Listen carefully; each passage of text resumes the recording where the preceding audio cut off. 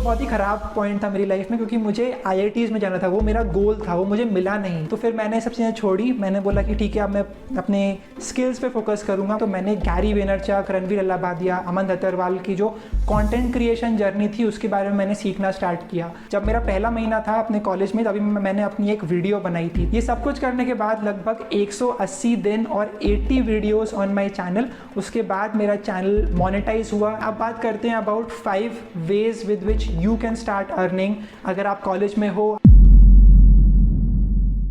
कैसे हो आप लोग? मैं हूं ईशान शर्मा। मैं अभी 19 साल का हूं। बिट्स पिलानी गोवा कैंपस से इलेक्ट्रिकल इंजीनियरिंग कर रहा हूं। अभी अपने सेकेंड ईयर में हूं। उसके साथ ही मेरा एक यूट्यूब चैनल भी है जिस पे रिसेंटली 1.5 लाख सब्सक्राइबर्स हो गए हैं। उसके साथ मेरा एक कंटेंट क्रिएशन का बिजनेस है जिसमें मैं बहुत सारे स्टार्टअप्स के साथ काम करके उनके लिए कंटेंट क्रिएट करता हूँ। मैं खुद भी ऐसा फ्रीलांसर काम करता हूँ बहुत सारे क्लाइंट्स के लिए, और साथ ही मैं पाइथन भी सिखाता हूँ स्कूल स्टूडेंट्स को, जो पाइथन प्रोग्रामिंग लैंग्वेज होती है वो।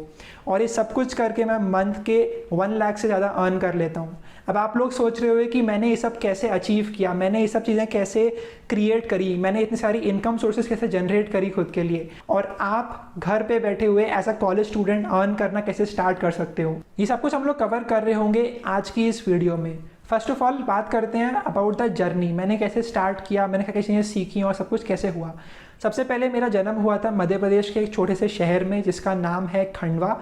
उसके बाद से जब भी मैं अपनी first class, third class, second, fourth class में जा रहा था तो मैं अपना जो स्कूल था वो चेंज करता रहता था, क्योंकि मेरा जो सिटी थी वो चेंज होती रहती थी। तो उससे मुझे समझ में आया कि मैं कैसे नई नई जगहों में, नई नई सिचुएशन में खुद को अडेप्ट कर सकता हूँ। उसके बाद जब मैं अपने 8th क्लास में आया तो मेरा दिमाग थोड़ा सा एनालिटिकल टाइप का था, थोड़ा सा टेक्नोलॉजिकल के अंदर था। तो बेसिकली मेरे पापा जब भी मेरे को एक नया रिमोट कंट्रोल कार ला के दिया करते थे तो मैं उसको खोल करके उसमें देखा था कि इसके अंदर क्या है, इसको कैसे मैं कुछ और बना सकता हूँ। इसका रिमोट कंट्रोल हेलीकॉप्टर ला के दिया तो उसको खोल के देख रहा हूँ कि इसको कैसे चेंज कर सकते हैं, इसमें क्या अलग कर सकता हूँ मैं। फिर जब मैं 9th क्लास में आया तो मैंने एक बार एक न्यूज़पेपर की हेडलाइन पढ़ी जिसमें बड़ा बड़ा लिखा हुआ था कि IIT रुड़की का ये फ्रेशर है जिसकी 1.5 करोड़ की जॉब लगी है फेसबुक में या एप्पल में या गूगल में, इस तरह से वहाँ पे लिखा हुआ आ रहा था। तो वो देख करके मुझे काफ़ी इंटरेस्टिंग सी चीज़ लगी, क्योंकि मैं ऑलरेडी कुछ टेक्नोलॉजी के अंदर अपना काम कर रहा था और मैंने देखा कि अच्छा ये भी एक चीज़ है जिसमें हम जा सकते हैं। तो उसके बाद से मुझे लगा कि क्यों ना मैं IIT में जाने की कोशिश करता हूँ। तो वहाँ से मेरा IIT प्रिपरेशन की जर्नी स्टार्ट हुई। तो मैंने बहुत ज़्यादा मेहनत करनी स्टार्ट कर दी। 11th क्लास में, 12th क्लास में बहुत सारे अच्छे टीचर मिले मुझे। उसके बाद जब मैंने एग्ज़ाम दिया तो मेरा JEE मेंस क्लियर हो गया। जब मैं JEE एडवांस में आया तो मैं पेपर देते टाइम मैं पैनिक कर गया, मुझे ठीक से क्वेश्चंस के आंसर नहीं मिल रहे थे। और ऐसा होता है ना कि जब आप पहला क्वेश्चन देते हो आपसे होता नहीं, दूसरा क्वेश्चन देते हो वो भी नहीं होता, तो वो एक नेगेटिव लूप चल जाता है आपके दिमाग में कि ठीक है अब मुझसे नहीं होने वाले क्वेश्चन, बहुत ही ख़राब सिचुएशन हो जाती है। तो ऐसा कुछ हुआ था मेरे साथ, क्वेश्चंस तो हो नहीं पाए मुझसे और इस वजह से मेरी जो रैंक थी वो बहुत ही ख़राब आई। JEE एडवांस के पेपर में करीबन 20,000 कुछ रैंक आई थी। तो वो बहुत ही ख़राब पॉइंट था मेरी लाइफ में, क्योंकि मुझे IITs में जाना था, वो मेरा गोल था, वो मुझे मिला नहीं। मुझको आज भी याद है जिस दिन मेरा JEE एडवांस का रिजल्ट आया था उस दिन मैं अपने पेरेंट्स के साथ बाहर वॉकिंग पे निकला था और जब मैंने उनको बोला कि मतलब मुझसे नहीं हो पाया, I am really sorry about this. सबसे अच्छी बात ये लगी मुझे मेरे पेरेंट्स के बारे में कि उन्होंने मुझ पर ट्रस्ट रखा। मतलब उन्होंने ऐसे नहीं बोला कि भाई ये क्या कर दिया तुमने, ऐसा थोड़ी कर सकते हो, लूज़र हो, ऐसा कुछ भी नहीं बोला मेरे को। और मैंने एक नई शुरुआत करी। फिर जिस दिन मेरा JEE एडवांस का एग्ज़ाम ख़त्म हुआ उस दिन मैंने अपना पाइथन की लर्निंग स्टार्ट कर दी। पाइथन एक प्रोग्रामिंग लैंग्वेज है बेसिकली, अगर आपको नहीं पता है तो। बेसिकली मैं बहुत सारे गेम खेलता था जब मैं अपने 9th, 10th, 11th क्लास में था। तो गेम्स में क्या होता है कि कुछ ना कुछ आपको माइलस्टोन आपको हिट करना होता है। एक बार मेरा माइलस्टोन IIT JEE था, वो मिला नहीं, तो अब मेरे पास बस एक ही माइलस्टोन था, वो था प्रोग्रामिंग। तो प्रोग्रामिंग सीखनी है पूरे टाइम, मैंने पूरा टाइम प्रोग्रामिंग को दे दिया। मैंने खूब सारी नई नई किताबें पढ़ी, मैंने खूब सारे नए नए कोर्सेज लिए, मैंने खूब सारी चीज़ें सीखी। फिर उसके बाद जब मैं अपने कॉलेज में आया अगस्त 2019 में, मैंने देखा कि बहुत सारे लोग टाइम पास कर रहे हैं, कोई अपना चिल कर रहे हैं, पार्टी कर रहे हैं, मज़े कर रहे हैं बेसिकली। मेरे को ऐसा फील नहीं हुआ क्योंकि मेरा सपना था IIT, वो मुझे मिला नहीं जब। तो मैं हमेशा से कुछ सोचा था कि मुझे कुछ करना है, कुछ करना है। तो फिर मैंने सब चीज़ें छोड़ी। मैंने बोला कि ठीक है अब मैं अपने स्किल्स पे फोकस करूँगा, मुझे कोई नई नई चीज़ें सीखनी है, मैं उस पर फोकस करूँगा। And that is how I got myself into learning different things. मैंने बहुत सारी नई नई चीज़ें एक्सप्लोर करना स्टार्ट कर दिया। जब मेरा पहला महीना था अपने कॉलेज में, तभी मैंने अपनी एक वीडियो बनाई थी, तो उससे मेरे को वीडियो एडिटिंग सीखने में हेल्प हुई।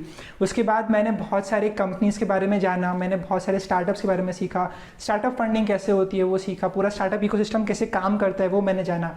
उसके बाद जब हम लोग विंटर वेकेशन में वापस घर गए तो मैंने गैरी वेनरचक, रणवीर अल्लाबादिया, अमन दत्तरवाल की जो कंटेंट क्रिएशन जर्नी थी उसके बारे में मैंने सीखना स्टार्ट किया।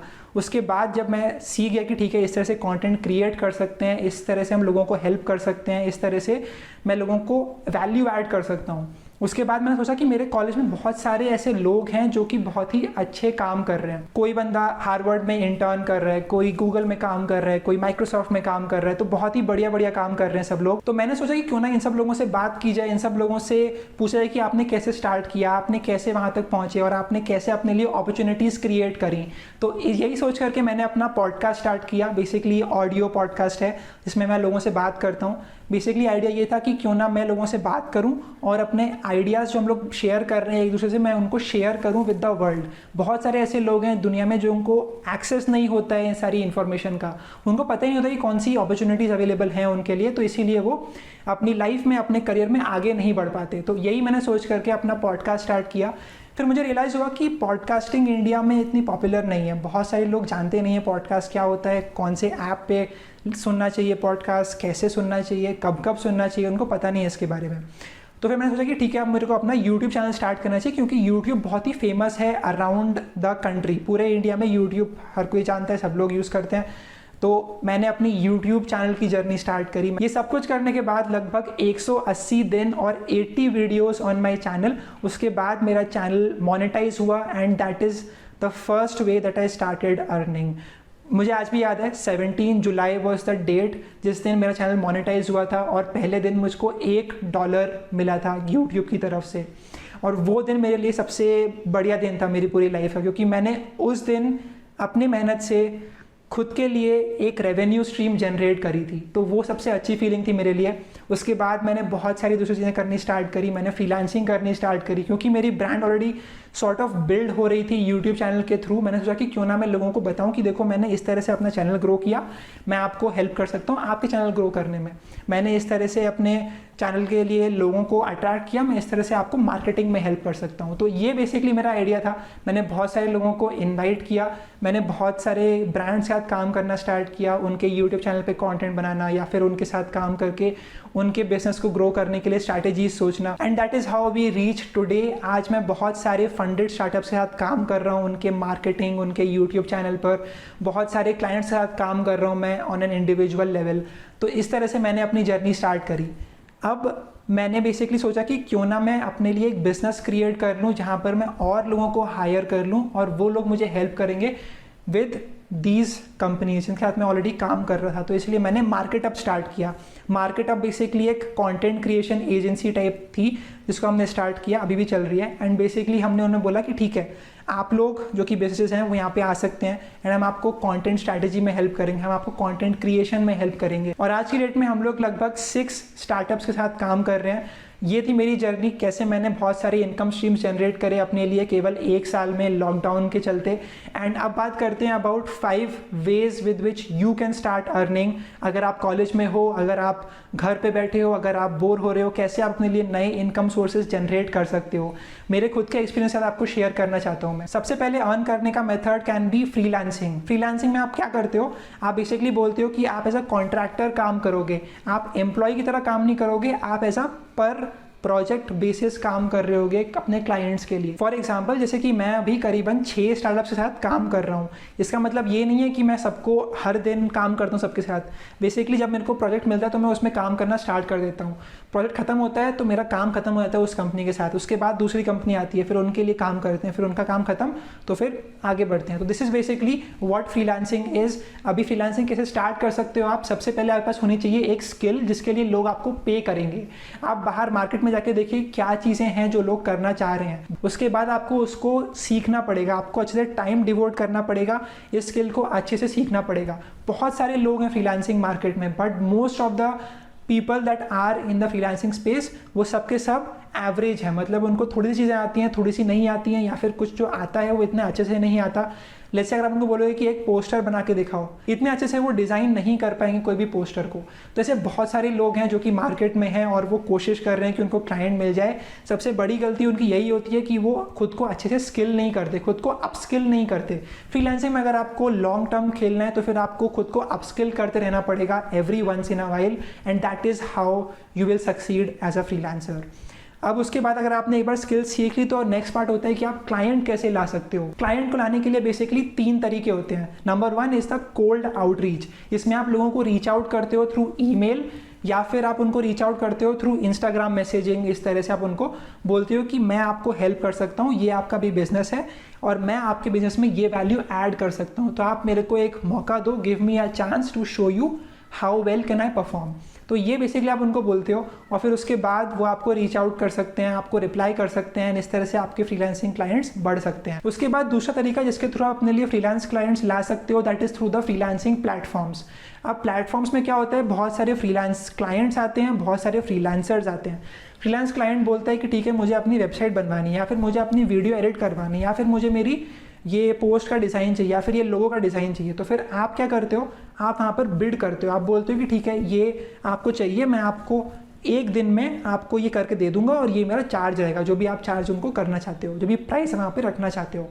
तो ये चीज़ आप कर सकते हो। और जो तीसरा तरीका है उसके थ्रू ही मुझे ज़्यादातर क्लाइंट मिले हैं।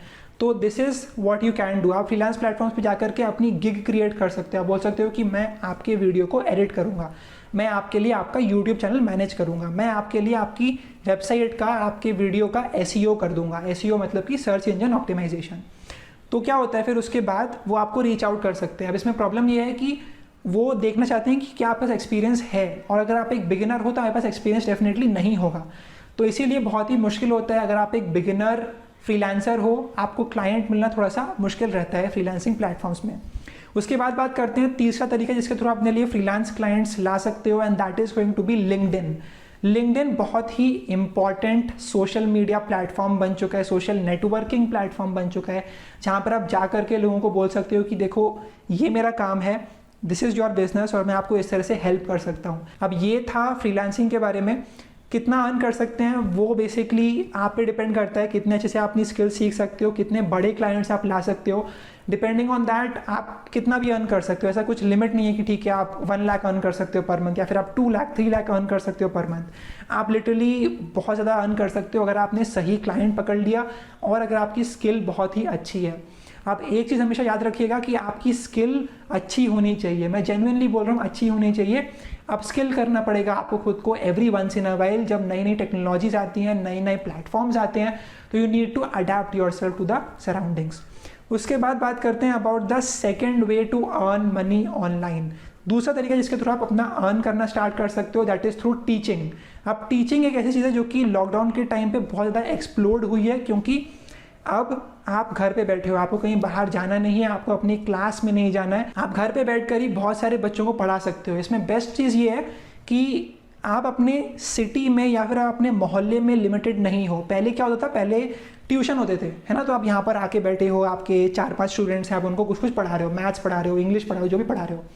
उसके बाद क्या होता है कि अब यहाँ पे क्योंकि सब कुछ ऑनलाइन हो गया है, तो फिर आप लोगों को इनवाइट कर सकते हो फॉर अ जूम क्लास या फिर गूगल मीट। तो इस तरह से वो आपकी क्लास को अटेंड कर सकते हैं and they can start paying you for the teaching. जो आप उनको पढ़ा रहे हो उसके लिए आपको वो पे करना स्टार्ट कर सकते हैं। अब इसके लिए अगेन आपको एक स्किल चाहिए रहेगी, तो ये बहुत ही इंपॉर्टेंट है कि आप कोई ना कोई स्किल या फिर कोई ना कोई सब्जेक्ट में स्पेशलाइज करो, and only then you can start teaching that to other people. तो ये बहुत ही इंपॉर्टेंट चीज़ है। बहुत सारे ऑनलाइन स्टार्टअप्स हैं, बहुत सारे प्लेटफॉर्म्स हैं जहाँ पे आप जा कर के पढ़ाना स्टार्ट कर सकते हो। कुछ प्लेटफॉर्म ऐसे होते हैं जो आपके लिए खुद की वेबसाइट बना के देते हैं आपको, कुछ ऐसे होते हैं जो आपके लिए आपका एप्लीकेशन बना के देते हैं आपको। तो बहुत सारी चीज़ें हैं जो आप कर सकते हो, तो इसके थ्रू आप काफ़ी अच्छा अर्न करना स्टार्ट कर सकते हो। तीसरा तरीका जिससे आप स्टार्ट कर सकते हो ऑनलाइन अर्न करना, that would be to make a digital product. बहुत सारे लोग हैं जो कि कुछ टेम्पलेट्स बेचते हैं, बहुत सारे लोग हैं कि जो कि सोशल मीडिया पोस्ट के टेम्पलेट सेल करने की कोशिश करते हैं, and it works fantastically for them. क्या होता है बेसिकली, आप उनके लिए एक सोशल मीडिया पोस्ट के टेम्पलेट्स बनाते हो। आप बोलते हो कि ठीक है आप ये टेम्पलेट पैक ले लो, कैनवा को यूज़ कर सकते हो या फिर एडोबी फोटोशॉप यूज़ कर सकते हो, एंड ये बना करके आप उनको बेचना स्टार्ट कर सकते हो। इसमें बेस्ट चीज़ ये है कि आप एक बार बनाई वो चीज़ और फिर आप उसको कितने भी बार बेच सकते हो उन लोगों को। तो ये बहुत ही बढ़िया चीज़ है। आप मर्चेंडाइज सेल कर सकते हो, आप ई बुक सेल कर सकते हो। ई बुक्स में बेस्ट चीज़ ये है कि आपने एक बार ई बुक बना ली, फिर आपको उसको मार्केट करते रहना पड़ेगा, और एक बार वो ई बुक आपकी अमेजॉन, फ्लिपकार्ट या फिर ऐसी कोई जगह पे चली गई, उसके बाद वो अपने आप अमेजॉन रिकमेंड करने लग जाता है अगर बुक अच्छी है, अगर बुक पर लोग इंटरेस्ट शो कर रहे हैं। तो अगेन आपको सीखना पड़ेगा कि कैसे आप अमेजॉन पे, फ्लिपकार्ट पे बुक को रैंक कर सकते हो, कैसे आप बुक सेल कर सकते हो। तो वो डेफिनेटली है, बट क्योंकि ये डिजिटल डाउनलोड है तो आपने एक बार बनाया और लोग कितनी बार उसको डाउनलोड कर सकते हैं, कितनी बार उसको यूज़ कर सकते हैं, और जब भी वो उसको खरीदेंगे, जब भी वो उसको यूज़ करेंगे, यू विल गेट पेड। तो अब बात करते हैं about the fourth way with which you can start making money online, and this would be to create your own course. अपना खुद का आप एक कोर्स बना सकते हो, जो भी आपने स्किल सीखी है वो दूसरे लोगों को सिखा सकते हो।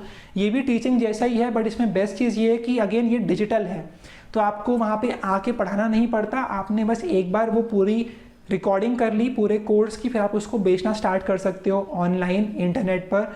बहुत सारी दूसरी वेबसाइट्स के थ्रू आप उसको मार्केट कर सकते हो, आप फेसबुक के थ्रू एडवर्टाइजिंग कर सकते हो, and this can snowball really quickly. आप बहुत ही जल्दी काफ़ी सारा अर्न करना स्टार्ट कर सकते हो अगर आप एक डिजिटल कोर्स बेच रहे हो तो this is how you can start earning.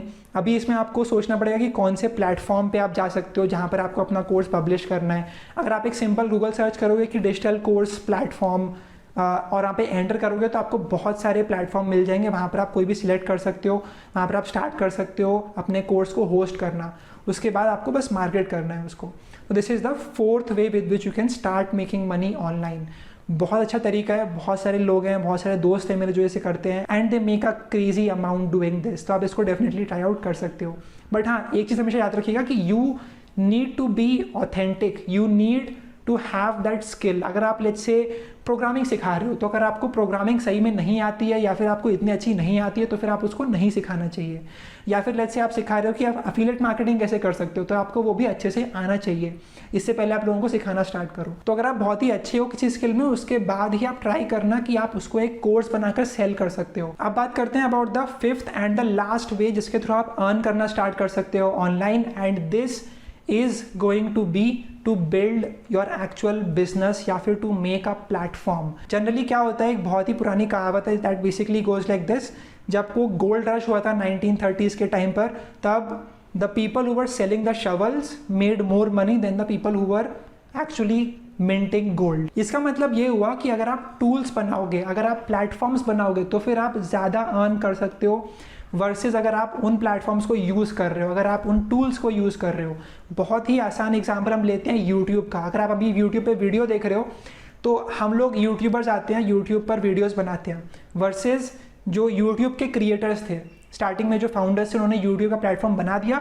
अब लोग अपने आप उसको यूज़ करते रहते हैं and they are able to make the AdSense revenue. जो भी एड्स का पैसा आता है, दे अर्न दैट, और आपको कुछ करना नहीं पड़ता क्योंकि लोग अपने आप उस प्लेटफॉर्म पर आते हैं, अपने आप उस टूल को यूज़ करना स्टार्ट करते हैं।